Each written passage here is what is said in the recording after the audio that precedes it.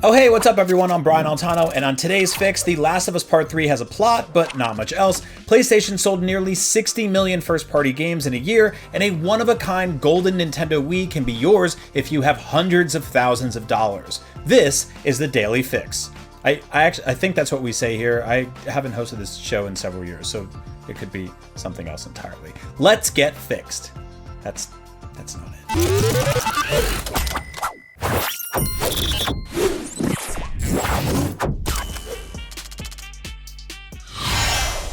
Hot off the success and controversy around The Last of Us Part 2, Naughty Dog's creative director Neil Druckmann has revealed that The Last of Us Part 3 has a story outline, although the game is not currently being made.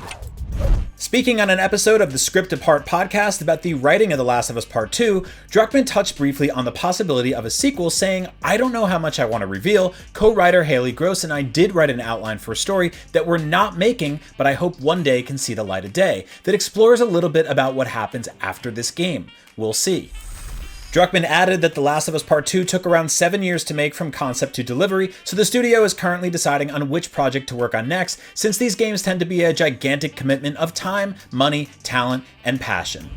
It remains to be seen if and when this game will get made, or which beloved protagonist will be at the receiving end of yet another blunt beating via sporting equipment this time, but with The Last of Us HBO TV show currently in production, The Last of Us Part 2 standalone multiplayer spin-off, and the recent rumors of Sony developing a remake of the original Last of Us game, it seems that Last of Us fans, as well as people who don't like The Last of Us, will have plenty of stuff to talk about in the meantime. While we're on the subject of wildly successful PlayStation first-party software, in a recent earnings call, Sony revealed gigantic sales numbers of the games on their platforms, stating that a total of just under 339 million games were sold for PS4 and PS5 from March 31st of last year to March 31st of this year, and that 17% of those games, or 58 million total, were first-party titles. Equally interesting, 65% of all the games sold on PlayStation in that time were digital copies, which is a sizable leap over the 53% digital to physical split from the year before. Obviously, convenience continues to play a huge factor for people wanting to download games digitally versus buy them in a store, but it's also important to point out that all of these sales numbers were racked up during a global pandemic where most people only went shopping for essential items, so it remains to be seen if the scales will tip in favor of physical game sales once things start to open up and get normal again, or if consumers as a whole will continue to embrace an all or mostly digital future going forward. Twitter user and senior analyst at Nico Partners, Daniel Ahmad, contextualized some more impressive sales numbers, stating that 7.8 million PlayStation 5 consoles were sold in its first fiscal year, which is just a tad over the 7.6 million units that the PS4 sold in the same amount of time when it launched in 2013. When reached for comment, a bunch of scalpers on eBay said, "Wow, this is great. What a great launch this has been for us, the scalpers. 7.8 million PS5 sold, and we probably scalped 7.5 million of those. Wow. We look forward to selling PS5s on eBay at triple the price for years to come because we're terrible and we're the number one reason you can't find a PS5 right now. We suck." Scalpers. Speaking of incredibly expensive video game consoles being sold on eBay, Dutch video game collector Donnie is selling a one-of-a-kind golden Wii for $300,000. Although you could probably make your own golden Wii at home with a used console and some spray paint for like $30, this golden Wii is special because it was made for none other than Queen of the UK, Elizabeth II. The exciting sequel to the Queen of the UK, Elizabeth I, I think. I don't really understand how monarchies work.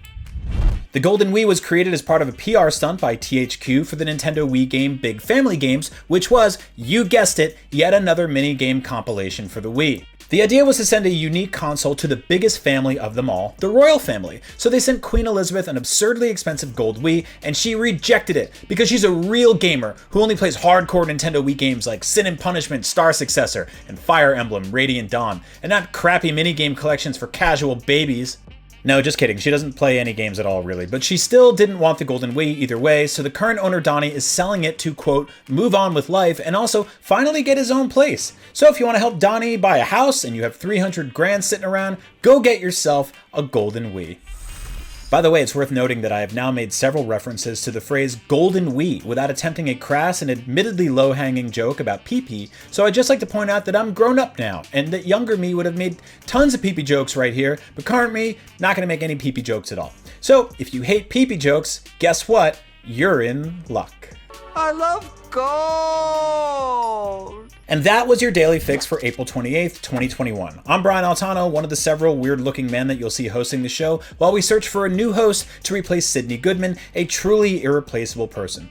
We miss you, Sid. In the meantime, go watch IGN's Top 10 Battle Royale games, and be sure to download the IGN app on your favorite devices, subscribe to the Daily Fix on Snapchat, and visit IGN.com, the #1 website in the world. I made that up, but it's a good website. Anyway, thanks for watching, and I love you. Bye-bye.